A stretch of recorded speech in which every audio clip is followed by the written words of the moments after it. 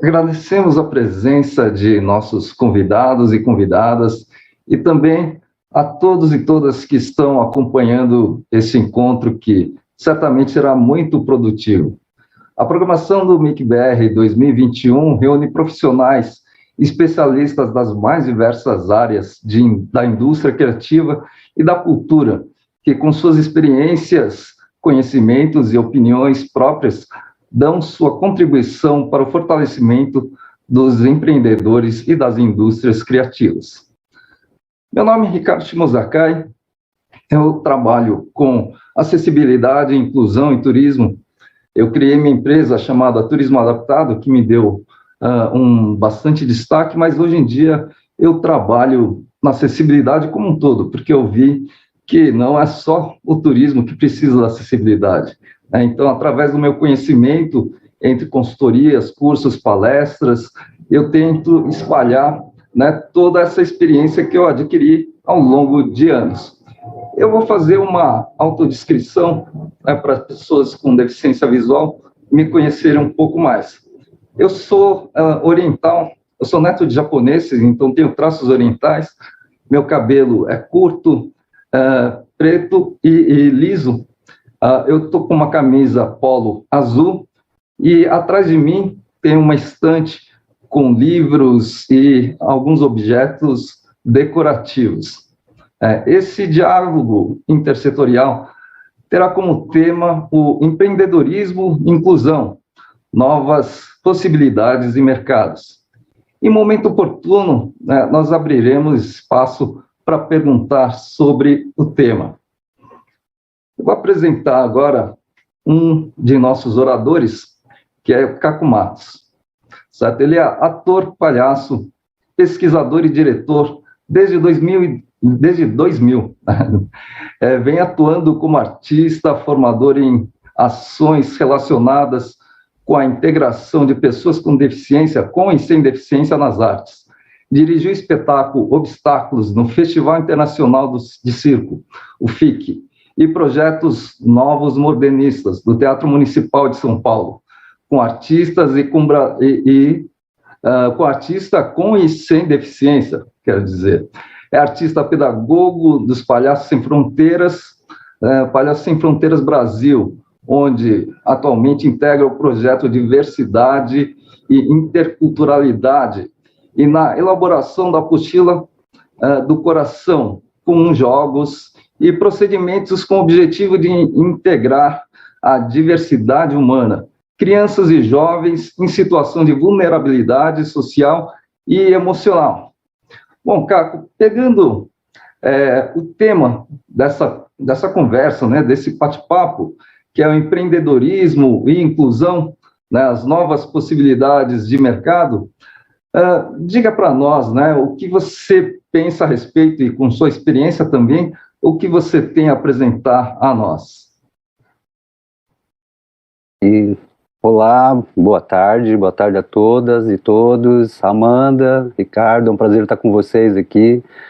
É um prazer compartilhar um pouco da minha experiência nessa trajetória, onde eu tento fomentar e provocar espaços onde a gente consiga cada vez mais integrar todas as pessoas com e sem deficiência, e também com os corpos diversos, que são aqueles corpos que fogem do padrão, Então, para mim é muito prazeroso esse encontro nosso aqui, e eu estou bem feliz, assim, principalmente são áreas distintas, mas ao mesmo tempo a gente tem uma temática comum. A gente está querendo, com essa mesa, com esse bate-papo, a gente diminuir as barreiras, e os obstáculos que muitas vezes impede com que todas as pessoas tenham acesso aos bens culturais.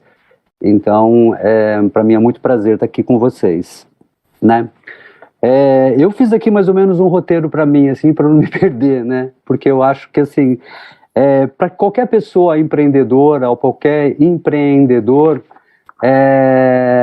eu acho que tem, que deseja correr risco, e quando eu falo correr risco, é no risco do bom sentido, num risco planejado, buscando estratégias criativas, inovadoras, porque para mim, quando você fala empreendedor, é aquela pessoa que inova, né?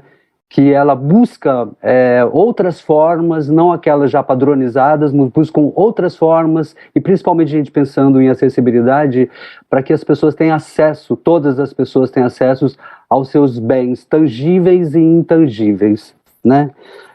Eu acho que a partir do momento que esse empreendedor ele tem essa atitude, que eu chamo assim, para mim tem 3 acessibilidades que são básicas, né? Mas para mim elas são muito importantes, que é a acessibilidade atitudinal, comunicacional e arquitetônica, né? Eu acho que para mim particularmente a atitudinal é a primeira, é a que vem, porque primeiro você tem que ter o desejo de integrar todas as pessoas, né? Para você criar os espaços de integração entre as pessoas com e sem deficiência, com os corpos diversos, né? Tanto na fruição, porque eu não separo você como um consumidor, mas também a pessoa que faz também. Eu acho que é muito importante a gente pensar nisso, porque senão a gente só pensa de vender, né? Mas e a pessoa também que produz, que faz, né? E essas pessoas terem acesso aos bens produzidos, né?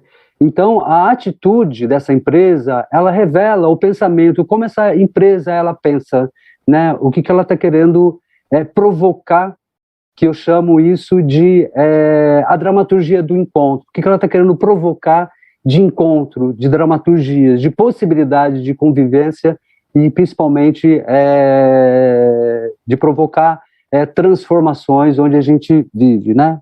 Então, se primeiro ela tem a atitude, o desejo, então ela tem que poder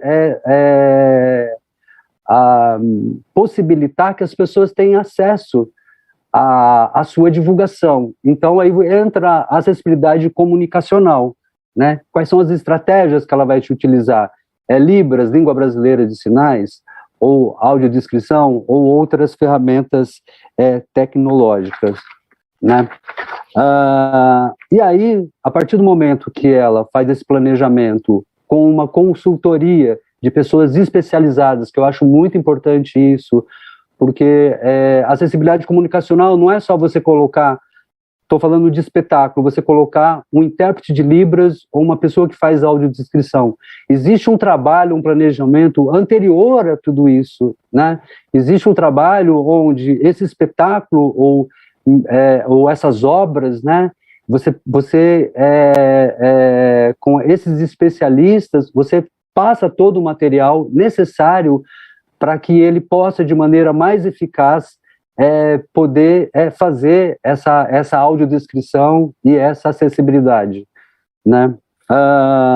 Então, assim, a partir do momento que você fez a divulgação para determinado público, você tem que ter um espaço também que ele esteja adequado para receber. E quando eu falo receber, não é só arquitetonicamente, né? Você colocar uma rampa ou você colocar ou sinalizar, mas sim você ter uma equipe preparada também para receber todas as pessoas, né? Porque eu acho que a partir do momento que você tem uma atitude, você tem acessibilidade comunicacional e arquitetônica, você vai provocar esses encontros que são transformadores, né? Como eu disse, é a dramaturgia do encontro, que provoca experiências transformadoras, né? Tanto para quem consome, para quem frui, no caso dos espetáculos, museus, também para quem faz. Tenho tempo ainda, que eu gostaria de falar de uma experiência.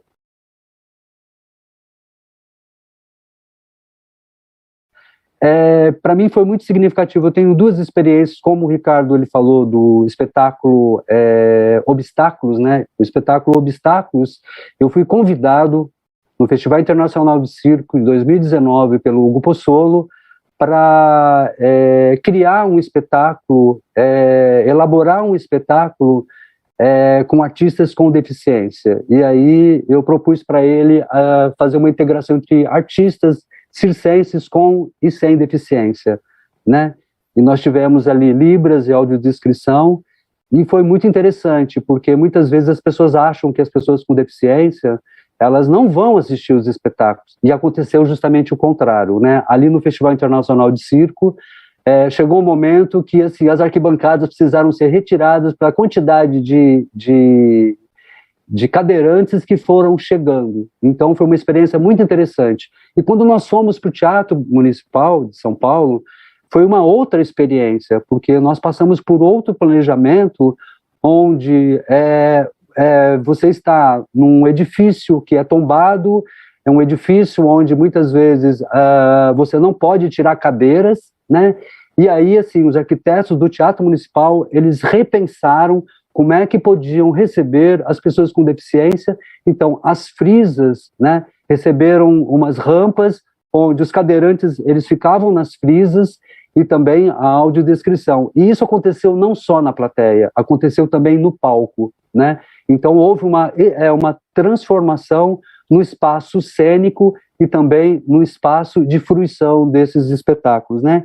E tem uma outra experiência que é o Circo de Quebra, que é um circo que acontece na zona sul de São Paulo, justamente numa viela. A gente ativa essa viela poeticamente, onde as crianças são as primeiras a chegarem, são as primeiras a estar ali ajudando e elaborando. E esse ano, com a pandemia, nós fizemos 3, com a pandemia e com essa incerteza de que maneira que a gente podia ativar essa viela ou trazer questões fundamentais para a viela, nós fizemos alguns webinars ou algumas transmissões, onde nós convidamos, a cada encontro, nós falamos das acessibilidades básicas, né, que é atitudinal, comunicacional e arquitetônica, porque por mais que a gente diga que é básico, ainda ela não efetivamente, em vários lugares não são utilizadas, né, as pessoas ficam meio não sabendo muito bem como utilizar.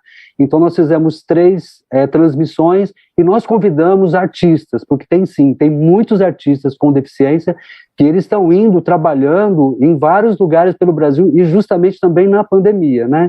Então, nós fizemos 3 encontros, e foi muito interessante, onde nós convidamos a cada encontro 2 artistas, né, para poder falar um pouco, e a gente discutir um pouco sobre essas acessibilidades, né.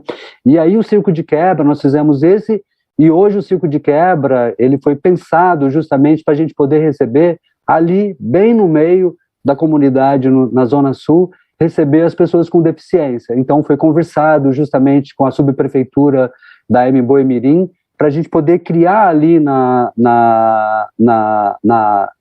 nessa passagem, nesse lugar que seria o lugar de passagem, esse lugar poético. E nós temos ali um parque de quebra que foi criado por um arquiteto com deficiência visual. Então, ele criou um parquinho para essas crianças com esse parquinho acessível para todas as crianças. Então, eu acho que, assim, pensar criativamente esses espaços, né, e a gente fomentar cada vez mais esses espaços para a gente tornar mais não só acessível, mas a gente ir diminuindo essas barreiras que são fundamentais, a gente diminuir essas barreiras. Então, acho que, basicamente, assim, é isso, assim, as ações. Bom, Caco, muito obrigado pela sua fala. Depois, lembrando a quem estiver assistindo, ali pelo chat do YouTube, estar aberto para perguntas, que a gente vai colocar as perguntas que vierem, né, depois da fala da Amanda, que já aproveitando para apresentar, a Amanda Tojal é a nossa próxima oradora. Ela é museóloga, educadora de museus, mestre em artes e doutora em ciências da informação pela Escola de Comunicação e Artes da Universidade de São Paulo. Consultora em acessibilidade e ação educativa inclusiva para públicos com deficiências em museus, instituições culturais e ambientais. Docente de cursos de formação em acessibilidade cultural e ação educativa inclusiva. Curadora artística e pedagógica da exposição itinerante Sentir para Ver, Gêneros da Pintura da Pinacoteca de São Paulo, desde o ano de 2012.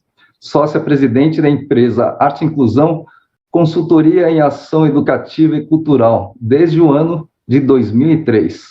Então, Amanda, fale para nós sobre a sua visão também, muito experiente, o que você vê essa relação da inclusão e do empreendedorismo.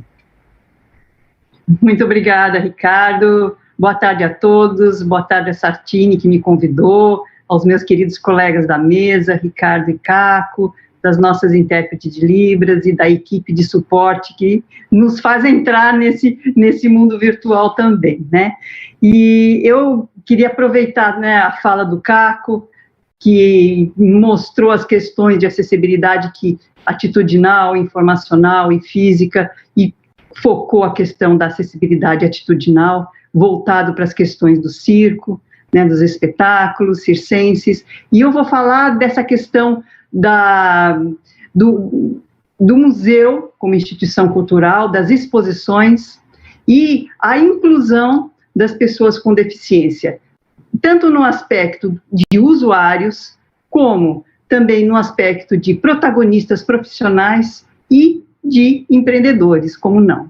Eu recebi simpaticamente aí o título de empreendedora cultural, nem sabia que eu era empreendedora cultural, eu sempre falei consultora de acessibilidade cultural, mas gostei do nome empreendedora, né, que é exatamente o que o Caco falou, o empreendedor é aquela pessoa inovadora, e é isso que a gente quer mesmo. E eu queria falar um pouquinho da minha trajetória. Bom, primeiro eu quero me apresentar, o Caco já tinha falado que nós temos que nos apresentar. Eu sou uma mulher morena, de pele clara, eu tenho estatura baixa, eu tenho cabelos curtos, ondulados, cor castanho avermelhado, tenho óculos vermelhos, estou vestindo uma jaqueta azul com um lenço colorido de flores, né? Estou no meu escritório, a 2 paredes atrás de mim, com 2 pôsteres coloridos. Então, eu queria introduzir, né, nessa fala, a questão da minha trajetória e as pessoas com deficiência entrando nessa minha trajetória. Porque, assim, eu começo a trabalhar com museus e com atendimentos e programas para atendimento de pessoas com deficiência no final da década de 80, começo da década de 90, são 30 anos. O que acontecia naquela época? A pessoa com deficiência não era usuária, não existia, né, na nossa área.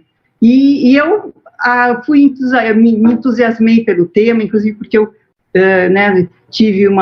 tenho uma sobrinha com deficiência, então eu entrei no mundo das pessoas com deficiência por uma questão pessoal, e quando eu entrei no Museu de Arte Contemporânea, eu acabei me envolvendo também com o tema, e como não havia esse público não era invisível, eu fui atrás para conhecer essas pessoas, aonde elas estavam. E elas estavam onde? Nas instituições especializadas. Naquela época ainda não tinha inclusão, né? Nós estávamos ainda falando de pessoas que estavam restritas à casa e a instituição era a segunda casa. Eu me lembro que quando eu fui visitar a PAI, a primeira coisa que eu vi foi o logotipo, que era uma mãozinha, assim, o logotipo da PAI, não sei se continua assim, né? E tinha uma florzinha dentro, né? Aí eu falava assim, nossa, cuidar daquela florzinha tão frágil, tão vulnerável que a pessoa com deficiência, ela tem que ser assistida, ela não tem autonomia, né? Ela é uma pessoa ali, guardadinha dentro de uma redoma, né, Ricardo? Ricardo até ri de mim, né? Ele viaja o mundo inteiro, né, com a cadeira de rodas dele, que são as pernas dele, e faz tantas experiências fantásticas aí. E eu visitei várias instituições e todas elas tinham esse caráter assistencialista, mas eram importantes na época, porque foi a partir delas que a inclusão foi chegando, e elas também tiveram que abrir. Então, a associação de pais e alunos excepcionais, não existe mais essa palavra. Associação de assistência à criança defeituosa também não existe mais esse nome. Todo mundo teve que refazer, todo mundo teve que se renovar para atender as pessoas. Então, o meu projeto inicial, o protagonismo era meu, né? Mas eu passei a abrir o museu com ações educativas e recursos de acessibilidade para que as pessoas tornassem-se usuárias do museu. As pessoas surdas, as pessoas com deficiência visual, intelectual, né? Transtornos emocionais, e deficiências intelectuais, então, neuromotoras, pessoas com deficiências neuromotoras. Então, tudo isso foi sendo aberto. Outros museus também abriram. E, num segundo momento, o que aconteceu? Nós começamos a perceber que nós tínhamos que formar pessoas para trabalhar nessa área. É que nem o Caco fala, eu tenho que incluir essas pessoas também numa formação, porque elas também podem ser profissionais. E os primeiros profissionais que nós notamos que eram fundamentais dentro do museu eram os profissionais surdos, educadores surdos para atenderem o público surdo. Ninguém é melhor para atender o público surdo e conversar com o surdo que o próprio educador surdo. Então, nós fomos atrás dessa formação que acontecia no Museu de Arte Moderna aqui de São Paulo, no Parque Ibirapuera. Foi o primeiro projeto de formação de educadores surdos, um programa igual diferente. E lá nós encontramos uma joia, que foi Sabrina Ribeiro, a educadora surda, que tinha feito Faculdade de Artes Plásticas, e nós conseguimos, então, contratá-la na Pinacoteca. Na época, eu já trabalhava na Pinacoteca, e ela passou a desenvolver ações educativas para público surdo, ela recebendo esses alunos surdos, e a comunidade surda como um todo. E isso foi muito importante, porque outros museus começaram também a ver isso e contratar. Hoje há vários educadores surdos no Instituto, no Itaú Cultural, né, tem também... Os SESCs também contratam, há pessoas também surdas em outros museus, no próprio Museu de Arte Moderna, então, na Pinacoteca. Então, essa primeira formação foi o primeiro passo para um protagonismo da pessoa com deficiência. Aí vocês vão dizer, mas é muito pouco, mas são passos fundamentais, porque a gente, além de abrir exposições que permitiam que pessoas com deficiência visual pudessem, né, interagir, abríamos ações educativas, abríamos cursos de formação e começamos a abrir cursos de formação para professores também, né, professores para atenderem alunos da inclusão e professores com deficiência, educadores com deficiência. Por que eles não estão também envolvendo nesses cursos de formação? Por que eles não estão com a gente para dividir isso? E isso foi ampliando, né, até que nós começamos também a trabalhar com consultores surdos, e isso o Caco também falou, né? Como é que nós podemos ter recursos de acessibilidade nos museus se essas pessoas com deficiência não vão validar esses recursos? Se elas não acompanharem o nosso trabalho e também dizerem, isso é bom, isso não é... Como é que eu vou fazer uma audiodescrição se eu não tenho a pessoa, né, cega, o consultor cego, para avaliar e validar essa audiodescrição e colaborar na produção dessa audiodescrição, junto com a pessoa vidente? Por que nós não podemos ter o consultor surdo para avaliar os guias, né, os audioguias, os guias com vídeo Libras, para as pessoas surdas acompanharem uma visita autônoma? No fundo, nós queremos o protagonismo e também o usuário que tenha autonomia para visitar um museu. Ele pode procurar a ação educativa e os mediadores que estão no museu, mas muitos deles querem visitar o museu de forma autônoma. E a gente tem que proporcionar exposições que deem essa autonomia com recursos de acessibilidade, não só audiodescrição, não é? Eu acho que uma visita ao museu, ela tem que ser interativa, que nem o Caco fala, eu quero as pessoas junto, né, das minhas ações. Então, não é só audiodescrição explicar o que tem na exposição. A exposição tem que ter recurso de acessibilidade, tem que ter objetos para serem tocados, acompanhados da audiodescrição, réplicas de obras originais que podem ser manipuladas, interatividade, né, ações educativas e dinâmicas. Então, tudo isso é muito importante. No final da década de 2012, no final de 2010, 2012, eu começo a me preocupar, porque eu percebo que eu estou na Pinacoteca, mas a demanda começa a crescer. E o Ricardo sabe, porque ele também é empreendedor e começa a perceber a necessidade de estarmos em outros espaços. E por que isso aconteceu? E eu acho isso muito importante dizer. As políticas públicas começam a incluir nos editais a necessidade de acessibilidade para projetos que buscam patrocínio. E isso foi muito importante. Sem essas políticas públicas, e foram implantadas pelo IBRAM, Instituto Brasileiro de Museus, nós não estaríamos hoje aqui no empreendedorismo, né? Porque, tendo essa necessidade, uma série de curadores de exposições e projetos expositivos começam a nos procurar. Eu preciso de uma especialista nessa área para poder incluir aqui e conceber a exposição junto com acessibilidade. É o que o Caco falou. começa a questão atitudinal é importante, a informacional passa a ser importante, e nós passamos também a sermos pessoas requisitadas para trabalhar com essas questões. Só que a gente está levando junto hoje o protagonismo das pessoas com deficiência também. Então, eu saio da Pinacoteca em 2012 e abro uma empresa, junto com Cláudia Ock, que é minha sócia, e é uma empresa de consultoria em acessibilidade para espaços ambientais, espaços institucionais culturais, e museus, exposições, para que a gente possa já trabalhar na curadoria a implantação da acessibilidade informacional, comunicacional, como mesmo o Caco falou. E o Ricardo é um dos meus, né, queridos aí parceiros nessa área de avaliação de espaços culturais, como ele fez agora nos últimos meses, aqui com o lounge da Japan House São Paulo, que havia então um lounge falando sobre as Olimpíadas, e ele foi lá avaliar o espaço, né, toda a comunicação que nós implantamos, avaliar sobre o ponto de vista dele e da especialidade dele também. Então, no fundo, é isso que eu gostaria de falar, né? Eu gostaria agora de abrir para as discussões, mas queria só terminar com uma frase de uma grande amiga minha, que ficou na Pinacoteca, minha colega Margarete de Oliveira, que fez, inclusive, o mestrado dela falando da formação do público surdo em museus, né? Que quando a inclusão nos museus é pensada com aquele que é o principal ator deste cenário, a pessoa com deficiência, esse processo inclusivo passa a ser mais expressivo, né, e mais representativo. Nós precisamos das pessoas com deficiência como protagonistas, e, quiçá, como empresárias como o Ricardo, né, empreendedoras, porque nós estamos ainda na formação, nos usuários, no profissional, mas nós precisamos da pessoa com deficiência também como empreendedor. É isso. Muito obrigada. Bom, Amanda, muito obrigado.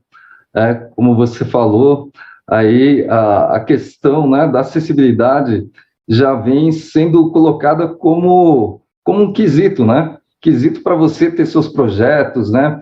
Então, eventos que nós tivemos, como Olimpíadas, Paralimpíadas, a Copa do Mundo, ela já vem com essa obrigação. Se você não for aplicar acessibilidade, você nem é um candidato, né? E, como o Caco falou também, né, de ver pessoas profissionais, né, pessoas que conhecem, porque eu vejo muitos lugares aí que, às vezes, vão em busca, têm até boa vontade em fazer alguma coisa, mas não pegam a experiência de quem conhece, e daí gastam tempo, dinheiro e acabam fazendo coisa errada. Nós temos aqui algumas perguntas. Eu vou ler ela, mas eu acho que pela experiência de vocês dois, o negócio, na verdade, cabe a qualquer um dos dois, certo? A primeira pergunta coloca: vemos poucas pessoas com deficiência inseridas no mercado formal de trabalho. De que forma o empreendedorismo pode ajudar a mudar esse cenário? Quem gostaria de falar? Eu posso falar, depois se o Caco fala também, porque é para nós dois, né, Caco? É isso aí. Para o Ricardo também. Então, eu acho que é aquilo que eu disse. O empreendedorismo, ele tem que ser ampliado e ter como protagonistas pessoas com deficiência. Elas são poucas ainda? São. O passo ainda, tem muito passo pela frente? Tem. Né? Mas são passos que foram dados, pequenos ainda, mas são passos definitivos, não tem volta. Não tem retorno. Então, o que nós queremos, o empreendedor, né, que já está, né, trabalhando com esses temas, ele tem que trazer os parceiros com deficiência para serem inseridos nesse empreendedorismo. Né? Eu acho que uma mão leva a outra. E outra coisa, nós precisamos das habilidades e da experiência da pessoa com deficiência. Eu não posso dar os meus olhos para uma pessoa cega. Não é essa a minha função.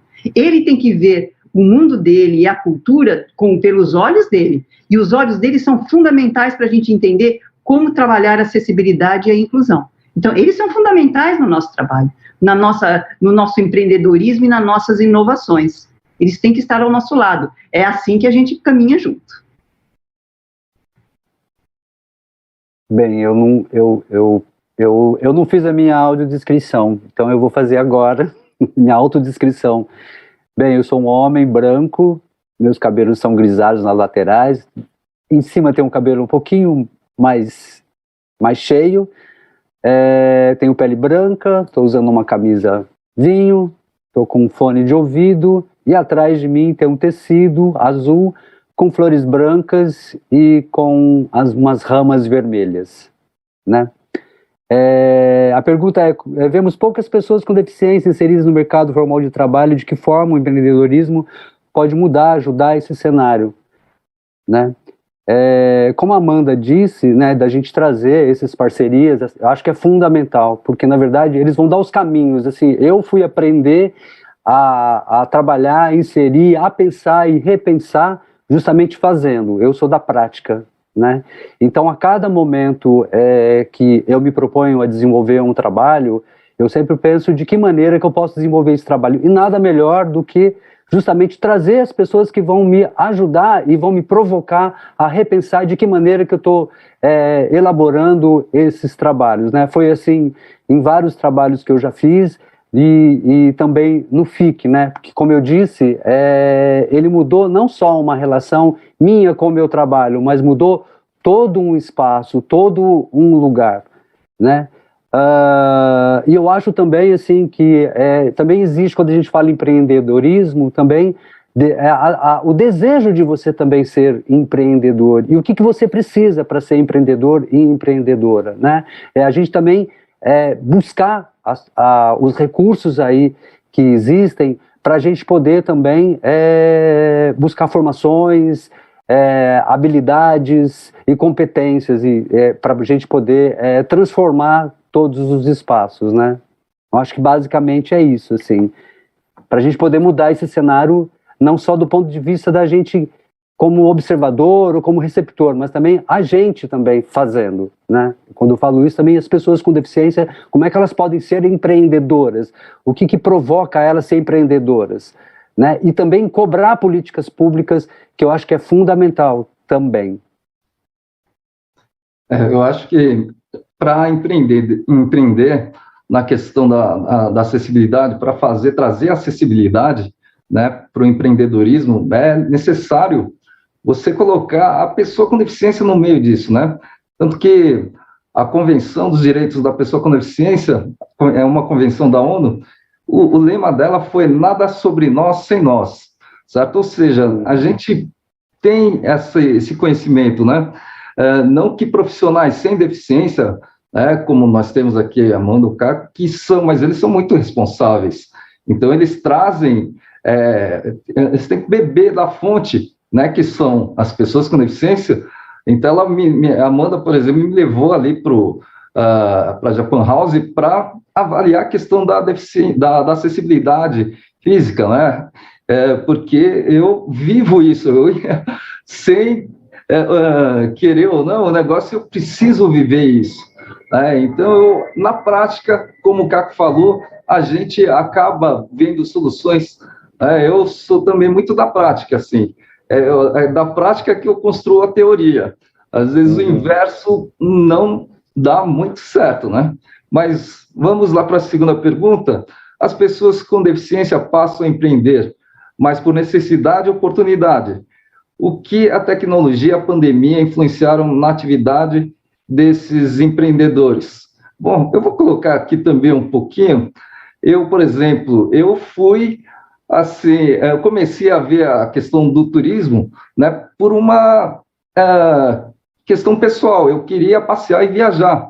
Só que, como eu vi depois que muitos colegas com deficiência queriam fazer o mesmo, eu botei isso para uma questão profissional. Então, veio de uma coisa pessoal, mas eu quis, vamos dizer, ajudar os outros e, como consequência, ganhar dinheiro em cima disso.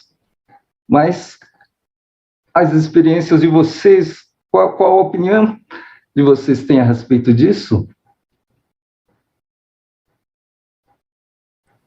Olha, eu acho que necessidade e oportunidade, elas dialogam.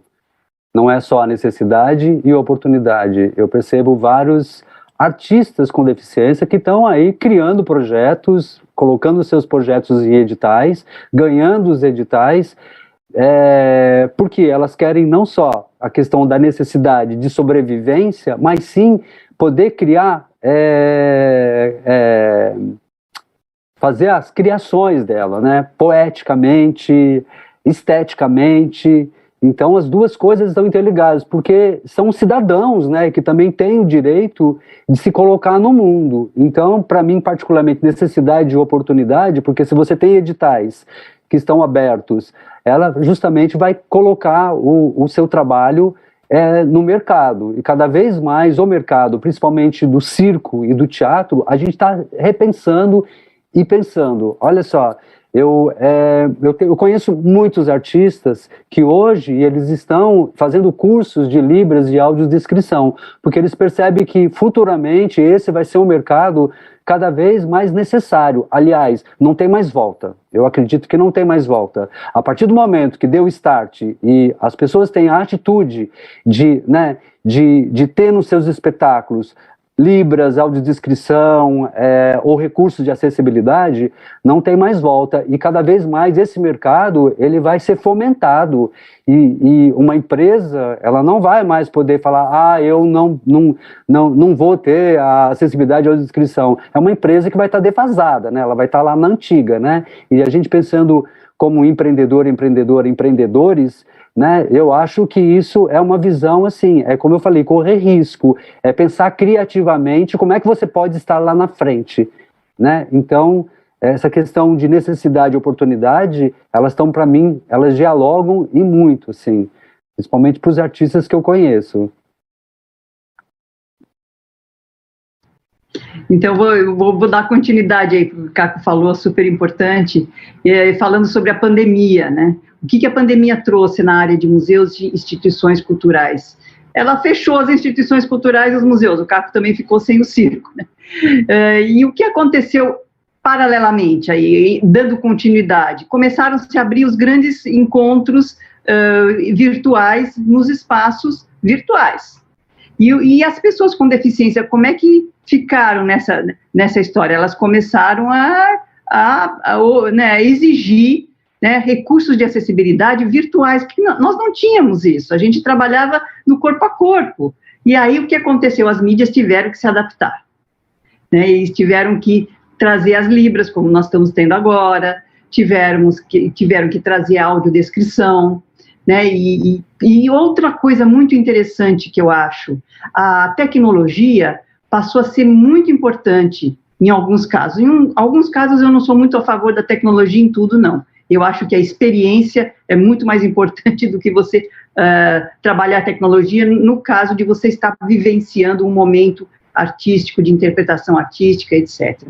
Mas o que a tecnologia trouxe? Trouxe outras formas de você acessar a cultura, que foram o próprio celular. Então, hoje, com o seu celular, você chega num espaço cultural, você tem o QR Code, você clica, você entra nas mídias acessíveis com o seu próprio equipamento que você está usando. É claro que é um equipamento que nem todos têm um equipamento tão bom, mas essa exclusão, ela tem que ser eliminada. Com o tempo, né, os espaços vão ter que ter, e as pessoas vão precisar de equipamentos melhores e vão ter que receber esses equipamentos. Se elas não têm, a própria instituição oferece esse equipamento para ser emprestado no momento. Então, a tecnologia também veio para sanar essas dificuldades que nós tínhamos muitas vezes com essas informações que estão muito mais acessíveis agora desta maneira. Eu acho a tecnologia tem ajudado bastante, eu vejo muita ajuda aí também na questão da pessoa com deficiência visual, né? Assim, na minha opinião, acho que o Braille é uma coisa que vai ficar um pouquinho mais no passado, assim, ele já tem sido substituído em muitas ocasiões, né, por audiodescrições, e que você consegue acessar pelo celular, né, porque o Braille os cardápios, a pandemia trouxe, não só por uma questão de acessibilidade, mas para todos, né, das questões dos cardápios em Braille, os cardápios estavam sendo acessados por QR Code, né, E isso, é claro que você tem que ter parâmetros ali para colocar acessibilidade no mundo digital, mas foi um caminho que acho que coloca a questão de dar acessibilidade, em vez do Braille, ter um cardápio digital. Apesar que também acredito que acho que muitos colegas ainda prefiram um atendimento humano até do que o cardápio. Então, pedir um conselho pro garçom, coisa parecida, né? A terceira pergunta, ele coloca como os espaços culturais, museus, etc., podem evoluir no que diz respeito à acessibilidade, além da redução de barreiras físicas, audiodescrição e tradução em Libras. Negócio aqui, tradução, mas o termo certo é a gente falar em interpretação, né? Em vez de tradução. Mas, vamos lá. Então, aqui a minha área, né? Museus, instituições culturais, uma coisa que eu sou, e muitas vezes eu entro em brigas aí, em contradições, porque muitas pessoas, é que nem o Caco falou muito certo, as pessoas acham que se você coloca uma rampa, você já deu acessibilidade para o espaço, se você deixou entrar a cadeira de roda, conseguiu encaixar ali no cantinho, já deu acessibilidade, já deu inclusão, a inclusão, ela não é o recurso de acessibilidade, a inclusão é a consequência do recurso de acessibilidade, ela é o fim, ela não é um meio. Então, a inclusão, ela precisa de uma série de recursos. E o museu, ele não pode ter só o piso tátil, ou a rampa, ou uma audiodescrição na portaria para você ouvir o que tem na exposição. O museu, ele tem, e as instituições culturais, elas têm que trazer a experiência. É isso que a gente quer quando a gente vai numa exposição, é isso que a gente quer quando a gente vai para o circo, quando a gente vai para o teatro, né? Para um espetáculo de música ou de dança. Você quer viver, né, ter uma experiência muito importante, que você saia diferente do que você entrou.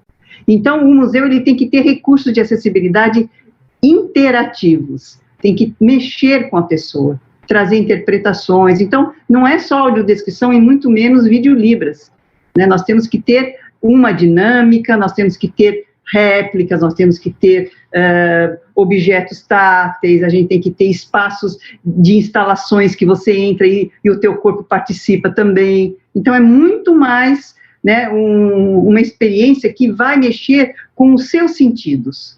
E isso não é só para quem tem deficiência, gente. Não é legal quando você vai para uma exposição e você se emociona com uma série de coisas que acontecem lá?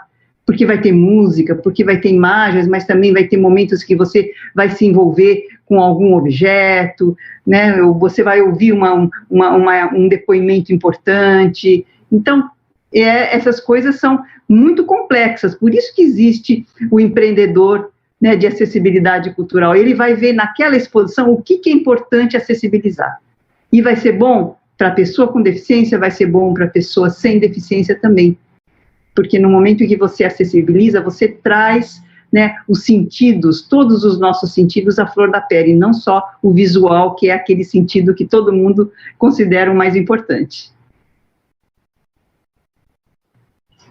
Eu acho muito bacana o que a Amanda falou, né? E eu fiquei pensando aqui na estética relacional, né? E a estética relacional, ela vai além de você só olhar uma obra, como é que você interage, na verdade, com todos.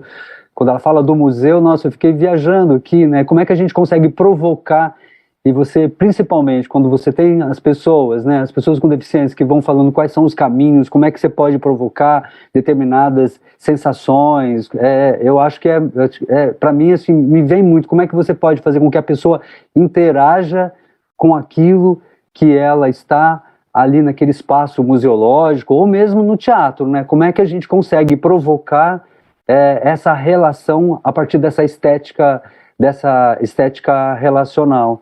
Então, eu acho que a pessoa com deficiência, ela pode trazer caminhos e possibilidades, né? Essas consultorias todas, acho que são fundamentais, até para a gente poder imageticamente, com a nossa imaginação, criar outras possibilidades de provocar essas relações a partir da exposição que você está querendo fazer. Eu acho que a partir do momento que você tem essas consultorias, eles podem ajudar justamente você provocar e inovar, né, esteticamente. Tem uma frase que eu vi assim, achei muito legal, tem bastante a ver com a questão da inclusão, né? Que fala, não basta você chamar para o baile, tem que chamar para dançar, né? Não adianta você trazer a pessoa e deixar só quando você dá condições, né? Por exemplo, uma escola, você tem acessibilidade para a escola, mas você deixa a pessoa jogada ali no canto. Não é isso, ela precisa de coisas mais. Isso serve para a parte cultural também, né? Uma outra pergunta, ela faz perguntando, boa tarde para vocês, qual foi a principal dificuldade do empreendedor cultural na pandemia?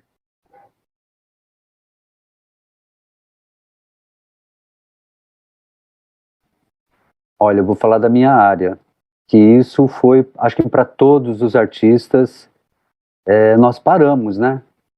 Nós paramos. Eu, há pouco tempo, fiz um espetáculo presencial e para mim foi muito emocionante, porque quase 2 anos que eu não piso no palco e para a gente, assim, a relação com o público é fundamental. Como a Amanda disse, ela falou dos museus, os museus fecharam, né?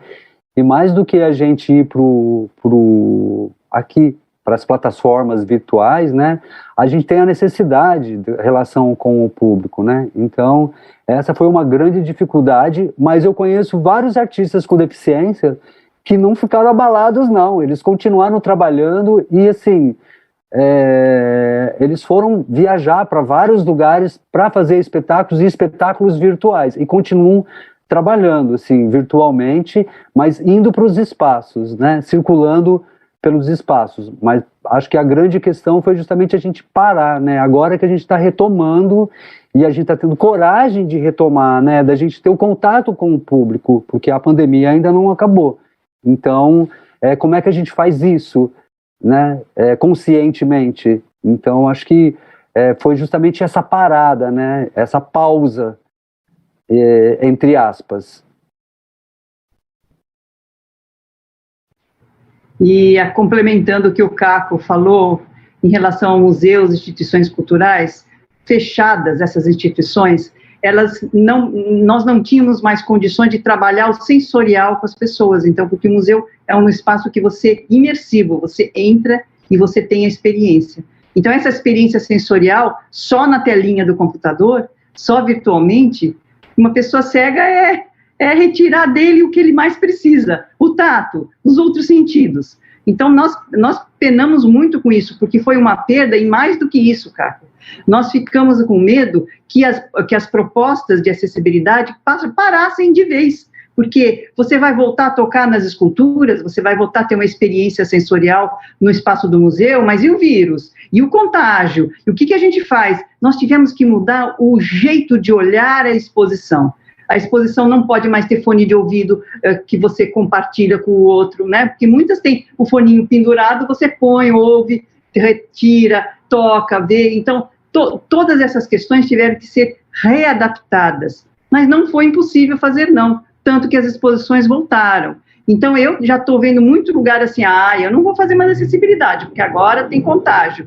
Eu falei assim, olha aqui, vamos acordar. Nós já estamos trabalhando com acessibilidade e com todas as questões de higienização. Estamos utilizando o QR Code para cada um usar o seu celular e o seu próprio fone de ouvido, ou recebe um fone de ouvido descartável que pode incluir lá no plug e ouvir, se for o caso. Os objetos táteis podem ser tocados, mas existe um dispositivo de álcool gel do lado, você toca e você já higieniza a tua mão. Então, não vamos dar essa desculpa, né, que nós não fazemos mais acessibilidade, não temos mais interatividade, porque a pandemia vai trazer algum tipo de contágio. Não, nós estamos retomando com muito sacrifício, com muita luta, mas estamos retomando sim. Vai ser diferente, é o novo normal, como se fala, mas nós vamos retomar e já estamos retomando. Bom, nós já estamos chegando no final do nosso bate-papo, mas ainda acho que tem mais tempo para uma última pergunta, que inclusive a pessoa colocou aqui justamente o que eu havia falado anteriormente, né? A inclusão não é só convidar para a festa, mas sim chamar para dançar.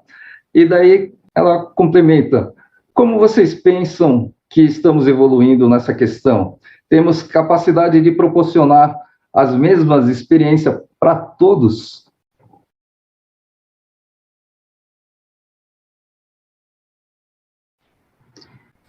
Eu penso exatamente como essa, porque ela, no fundo, ela não fez uma pergunta, ela mais ou menos já acrescentou, né, que essa experiência ela tem que ser para todos e sempre será para todos. No momento que você tem um educador surdo que está fazendo uma visita ou está fazendo uma performance no museu, né, com as libras, com os gestos, você está trazendo a pessoa ouvinte junto para participar também, porque hoje existe a Libras poética, né, já estão desenvolvendo, né, a arte da Libras para poder envolver todas as pessoas. Então, todos os objetos que foram desenvolvidos para as pessoas com deficiência, eles são extremamente, como eu já falei, extremamente úteis e contribuem muito para a participação e uma maior interatividade das pessoas sem deficiência também. Então, que nem o Caco fala, este é um trabalho, uma ação que não tem mais volta, só tende a melhorar. E acho que a gente pensar criativamente, né? É um lugar que me instiga muito, esse lugar de investigação, de pensar poeticamente, de provocação, para mim também. Eu me provocando como é que, né, a gente pode criar espaços onde todas as pessoas, a gente não tem mais que falar, é para pessoa com deficiência, é para pessoa sem deficiência, os espaços onde a gente possa ter espaços onde todas as pessoas estão integradas. Eu estou dando uma oficina agora que chama Corpos Diversos, jogos e procedimentos para criação poética, modernista e diversa, onde foi pensado justamente para todas as pessoas. Eu quis me provocar a me colocar nesse lugar. Abri a oficina na SP Escola de Teatro e eu pensei e repensei como que eu posso elaborar procedimentos, jogos, onde a gente vai investigando esse outro lugar, essa outra possibilidade ou outras possibilidades de estarmos juntos num processo de criação, né?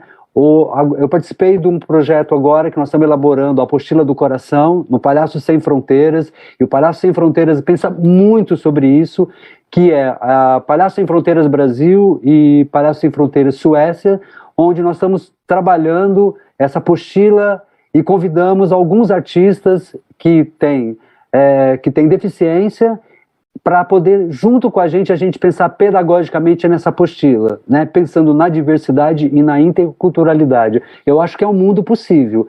Eu acho que a gente sai da nossa zona de conforto, de sempre usar o que é padrão. Eu acho que quando a gente está aberto, tem o olhar, o ouvido, está atento, a gente consegue, sim, criar espaços criativos onde a gente provoca experiências.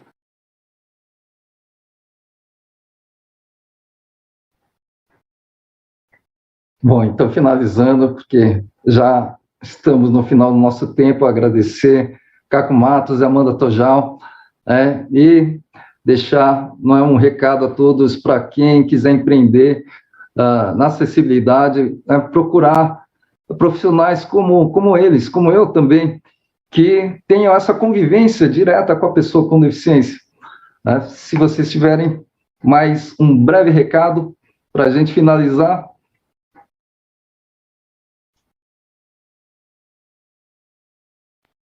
Eu queria só agradecer novamente, foi um papo muito legal, adorei compartilhar com o Caco e com o Ricardo essas reflexões tão importantes e que só vão contribuir para uma vida melhor, né? Para sermos mais humanos, né? Sermos mais, como mesmo o Caco fala, sermos mais diversos, aceitarmos mais os desafios, né? E sairmos da zona de conforto e nos unirmos a todas as pessoas com as suas diversidades.